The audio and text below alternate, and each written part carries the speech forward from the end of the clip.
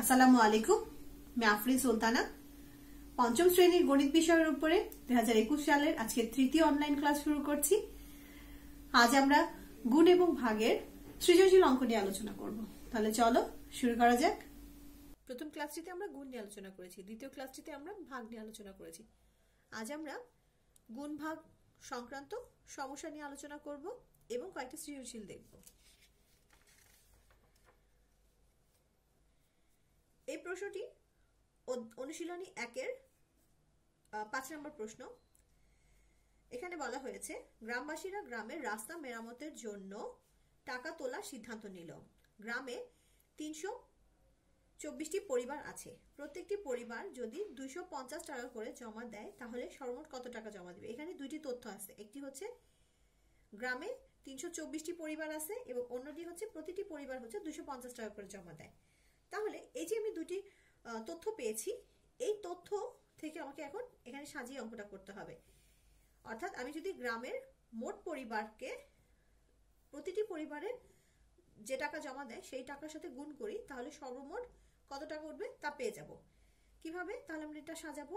প্রথমে আছে প্রতিটি পরিবার কত টাকা করে দেয়। তাহলে আমরা এভাবে লিখতে পারি, একটি পরিবার জমা দেয়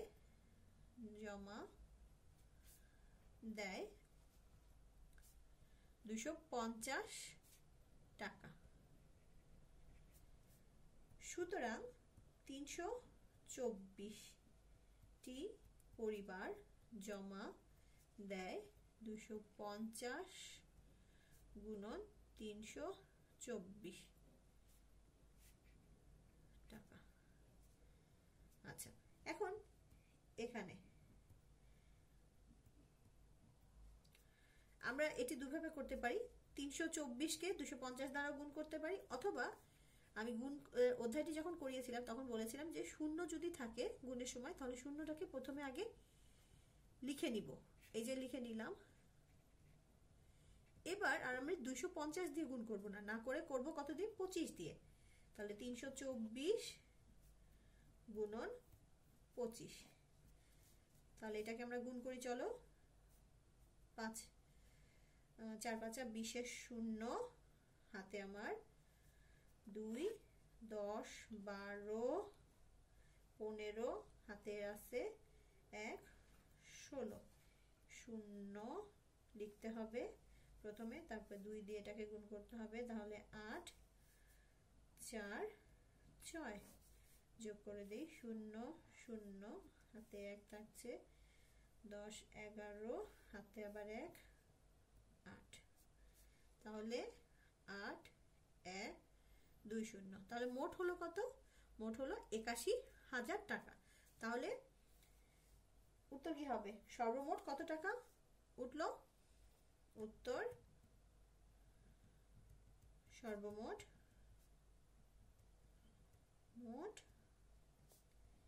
81,000 টাকা হবে। আচ্ছা, এখন ঠিক এই অঙ্কটির কিভাবে আমরা সৃজনশীল প্রশ্ন তৈরি করতে পারি সেটা আমরা দেখব।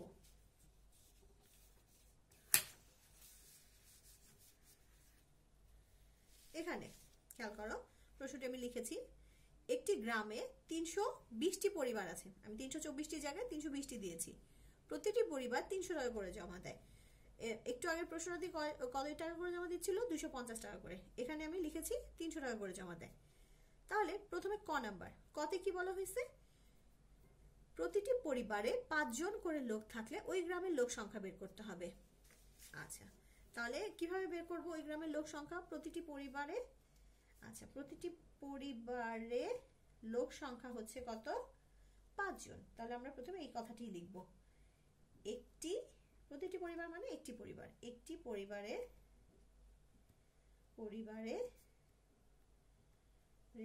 লোক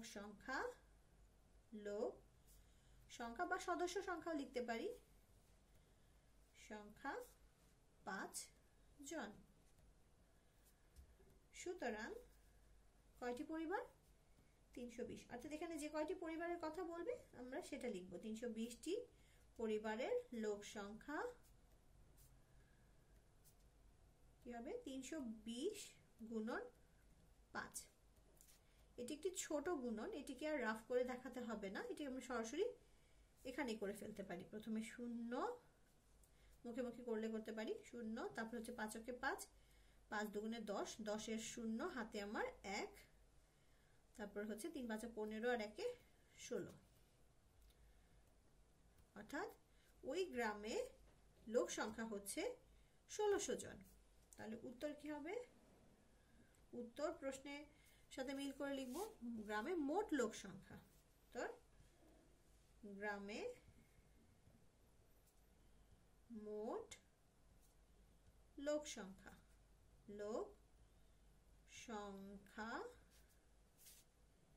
1600 জন। দ্বিতীয় প্রশ্ন কি বলেছে? খ নম্বরে 50টি পরিবার থেকে কত টাকা পাওয়া যাবে?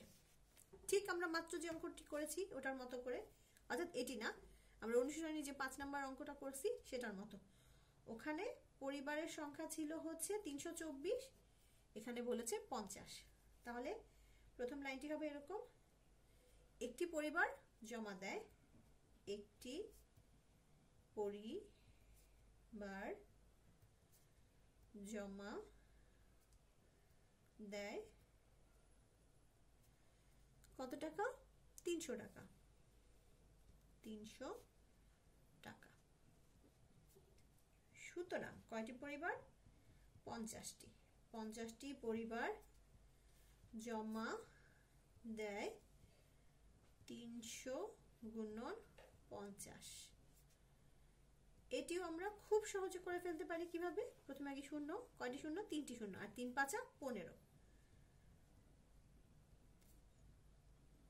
তাহলে 15,000 টাকা। উত্তর 50টি পরিবার কত টাকা জমা দেয়? 15,000 টাকা। এবার গ নাম্বার, ওই গ্রামে মোট কত টাকা তোলা যাবে? অর্থাৎ এটি ঠিক আগের, অর্থাৎ অনুশীলনী 5-এর যে অঙ্কটি ছিল সেটি, অর্থাৎ এখন সরাসরি চলে আসবে একটি, আমরা এই যে করেছি এখানে গ্রামের পরিবারের সংখ্যা আর একটি পরিবার কত টাকা করে দেয়। প্রথমে লিখেছি একটি পরিবার জমা দেয় হচ্ছে 250 টাকা এবং 324টি পরিবার জমা দেয়, সেটাকে গুণ করে আমরা মোট কত টাকা ওঠে তা পেয়ে গিয়েছি। এটিও আমাদের এভাবেই করতে হবে, একটি পরিবার জমা দেয় 300 টাকা। সুতরাং কয়টি পরিবার ছিল? 320টি পরিবার। 320টি পরিবার জমা দেয় 320 গুণন 300। এখানে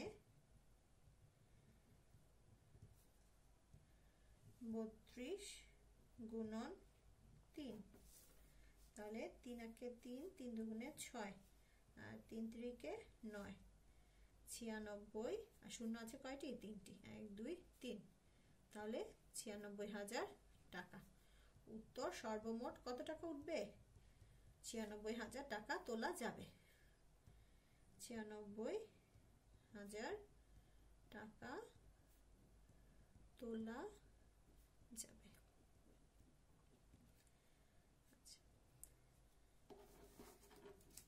এরপর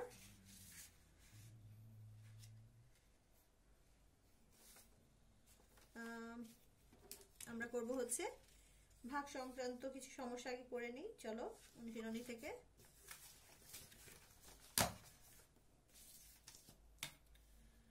এখানে এই প্রশ্নটি দেখো, একটি কোম্পানি ব্যবসায় 95,200 টাকা লাভ হলো এবং তা কর্মচারীদের মধ্যে সমানভাবে ভাগ করে দেওয়া হয়েছে।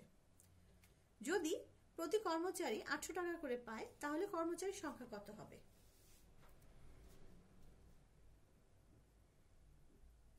আচ্ছা, তাহলে প্রথমে আগে কি কি তথ্য দেয়া আছে আমরা সেটা লিখে নিই। প্রথমে দেওয়া আছে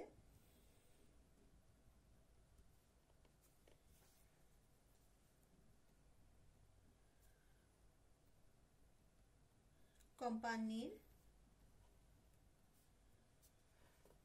ব্যবসায় লাভ হয় সমান সমান 95,200 টাকা। তারপর কি বলেছে, প্রত্যেক কর্মচারী পায় 800 টাকা করে। প্রত্যেক বা একজন, এটা লিখলেও হবে, প্রত্যেক কর্মচারী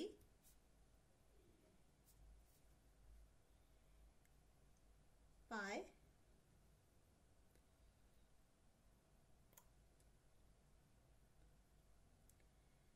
সমান সমান 800 টাকা।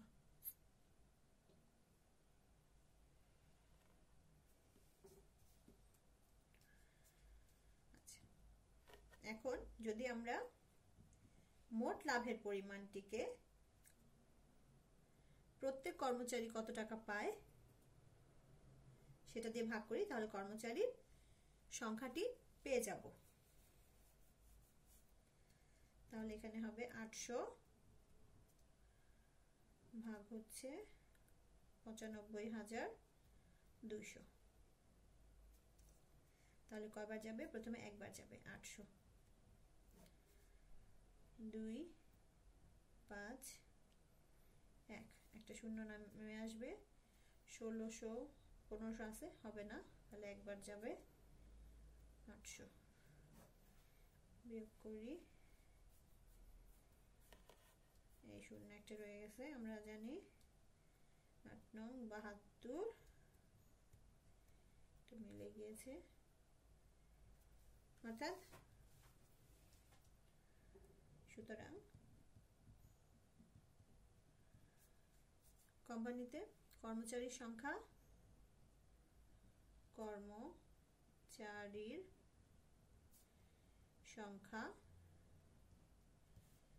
সমান সমান 119 জন। উত্তর 119 জন। আচ্ছা, এখন তাহলে তো এখানে ভাগ সংক্রান্ত সমস্যাটা করলাম, এই বাকিগুলো অনেকটা এরকমই, আশা করি এগুলো বাসায় অনুশীলন করবে। আচ্ছা, এবার আমরা এখানে একটি প্রশ্ন দেখছি, কোন বাড়িতে 98,000 গ্রাম চাল আছে, তাদের যদি প্রতিদিন 650 গ্রাম চাল লাগে, তাহলে কততম দিনে চাল শেষ হয়ে যাবে। ঠিক এটির আলোকে আমি একটি সৃজনশীল তৈরি করেছি, যেখানে এই প্রশ্নের উত্তরটিও আছে।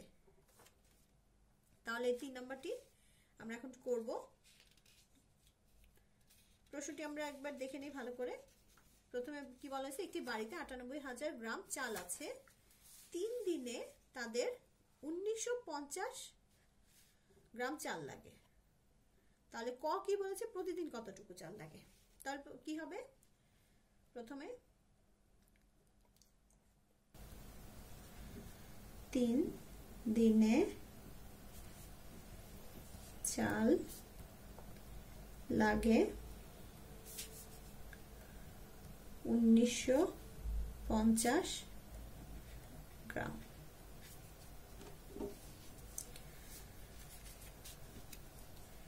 সুতরাং কত দিনে, প্রতিদিন মানে একদিন, একদিনে চাল লাগে 1950 ভাগ 3। এখানে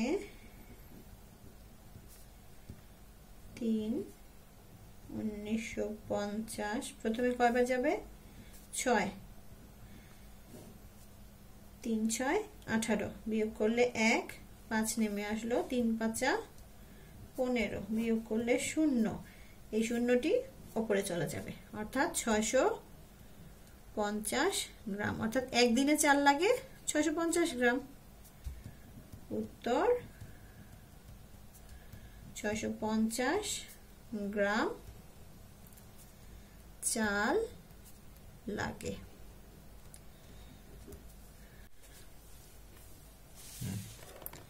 খ, কততম দিনে তাদের চাল শেষ হবে। আচ্ছা, এটি প্রথমে আমরা কি করব, কি কি তথ্য আমাদের দেওয়া আছে সেটি আগে লিখে নিব। তাহলে কি লিখতে হবে? প্রথমে দেওয়া আছে প্রথমে কি, পরিবারটিতে বা বাড়িটিতে মোট চালের পরিমাণ, মানে চাল আছে। তাহলে আমরা লিখতে পারি বাড়িতে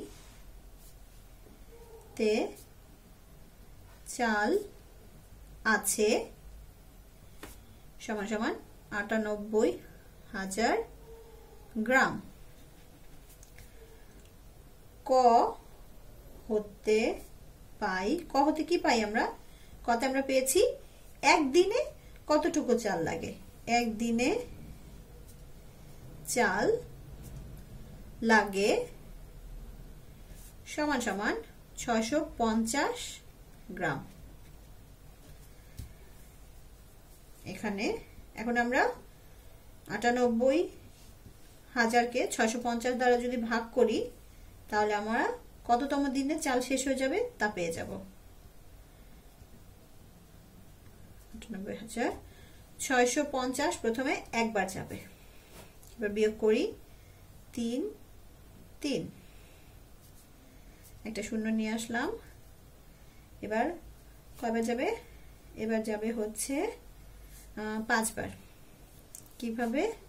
আমরা এখানে ছোট্ট করে একটু গুণ করে দেখি। ৬৫ গুণন ৫, ৫ ৫ ২৫-এর ৫, হাতে আমার ২, ৫ ৬ ৩০, ৩২। তাহলে কয়বার যাবে? হচ্ছে ৫ বার। ৬ ৫ ৩ ২ ৫ ০। আচ্ছা, তো কয়বার গিয়েছে? ৫ বার গিয়েছে। ৫ বার গেলে হবে ৩,২৫০। এবার বিয়োগ করি, বিয়োগ করলে আসবে হচ্ছে ০৫ আর নেই। আচ্ছা, এখন এখানে একটা শূন্য রয়ে গিয়েছে, এটা দিলাম। এখন ৬৫০ হচ্ছে বড় ৫০০ থেকে, তাহলে এটার মধ্যে কতবার যাচ্ছে? ০ বার। তাহলে এই হচ্ছে ০ বার, এই ০ বার গেল। এবার বিয়োগ করি। আচ্ছা, তাহলে এখন কি হলো? তাহলে ভাগফল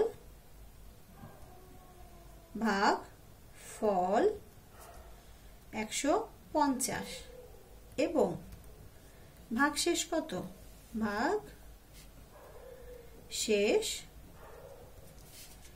৫০০। এখন ১৫০তম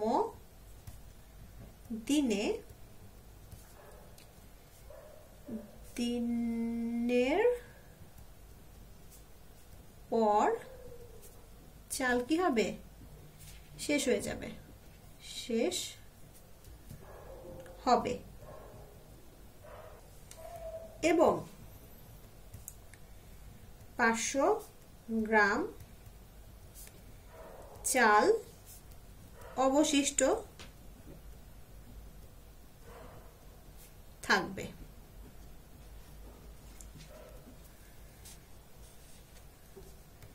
সুতরাং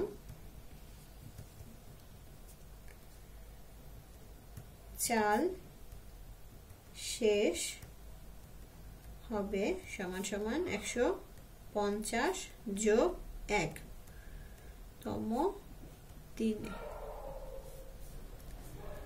অর্থাৎ ১৫১তম দিনে। উত্তর ১৫১তম দিন। আচ্ছা, প্রতিদিন ৭০০ গ্রাম চাল লাগলে কততম দিনে চাল শেষ হয়ে যাবে? ঠিক এভাবেই প্রথমে আগে লিখতে হবে কি, যে মোট বাড়িতে মোট কত চাল আছে এবং একদিনে কি পরিমাণ চাল লাগে। 1 নাম্বার, প্রথমে হচ্ছে কি দেওয়া আছে দেওয়া আছে, এখানে কি দেওয়া আছে, একদিনে চাল লাগে সমান সমান 700 গ্রাম। আর বাড়িতে মোট চাল আছে 98,000 গ্রাম। তাহলে এখন কি করতে হবে, 98,000কে আমাদের 700 দ্বারা ভাগ করতে হবে।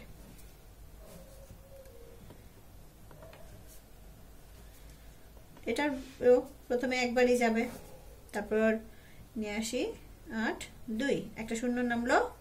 আচ্ছা আমরা জানি 7 আর 4, 7 থেকে 7 7 14, 3 7 21, 4 7 28, অর্থাৎ 4 বার যাবে। একটা শূন্য এখানে রয়ে গেছে, এই শূন্যটা আমরা এখানে দিয়ে দিব। তাহলে আমরা কি পেলাম, আমরা পেলাম যে কততম, 140তম দিনে চাল শেষ হয়ে যাবে। সুতরাং 140তম দিনে চাল শেষ হবে। উত্তর 140তম দিন। আচ্ছা এবার এখানে আমি আরেকটি সৃজনশীল রেখেছি, 2 নম্বরটি। দেখো নিচের তথ্যগুলো লক্ষ্য করো। প্রথমে দেওয়া হয়েছে 4350 গুণন 120। দ্বিতীয় তথ্যে বলা হয়েছে 9900 গুণন 400। ক, প্রথম তথ্যটির গুণফল নির্ণয় করো। গুণের অধ্যায়টিতে যখন আমরা করেছিলাম তখন আমরা এই গুণগুলো দেখেছি। তো এই গুণটা কিভাবে করতে হবে সেখানে নিয়মটি দেখানো হয়েছে তোমাদের। তাহলে এটি বাসায় চেষ্টা করবে। খ নাম্বার, দ্বিতীয় তথ্যটিকে সহজ পদ্ধতিতে গুণ করো। এটিও আমরা প্রথম ক্লাসটিতে আলোচনা করেছি। তাহলে সহজ পদ্ধতিতে গুণ কিভাবে করবে সেখান থেকে দেখে এই প্রশ্নটি বাসায় অবশ্যই চেষ্টা করবে। এছাড়া বিগত যে আরো সমাপনী পরীক্ষাগুলো আছে সেখানে দেখবে এই অধ্যায় রিলেটেড অনেক প্রশ্ন আছে, সেই প্রশ্নগুলো বাসায় আরো বেশি বেশি করে অনুশীলন করবে। তাহলে আজকে এই পর্যন্তই।